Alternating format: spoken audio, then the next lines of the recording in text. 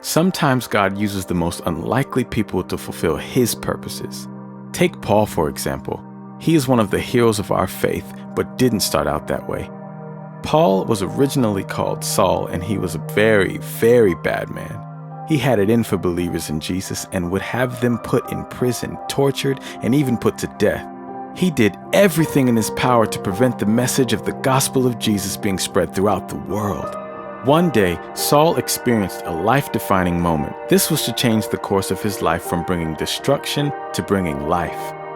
As he was traveling to a city called Damascus, Jesus revealed himself in a flash of light, and it blinded Saul. A loud voice came from within the flash of light. "Saul, Saul, why are you out to get me?" "Who are you?" asked Saul.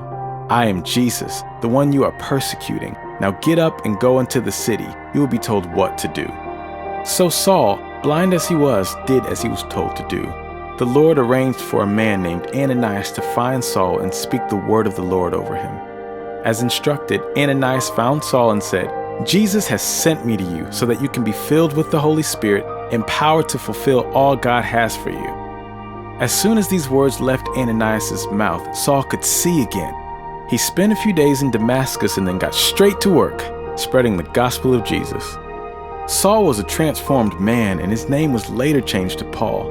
Instead of passionately chasing down Christians and torturing them, his passion got redirected to preaching the gospel, and in his time, he ministered in well over 40 cities. Of course, this didn't come without its challenges.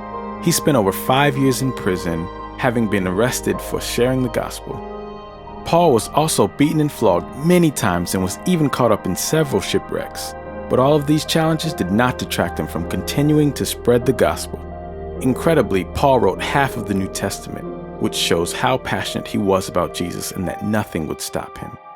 In the letter to Timothy, which is found in the New Testament, Paul said of his time serving God, "This is the only race worth running. I've run hard right to the finish, believed all the way. All that's left now is the cheering and God's applause." It's amazing how no matter what Paul faced, he didn't give up. He still chose God's call. Now that's a hero. Throughout the Bible, God worked through ordinary and unlikely people in incredible ways. You and I are just as ordinary and just as unexpected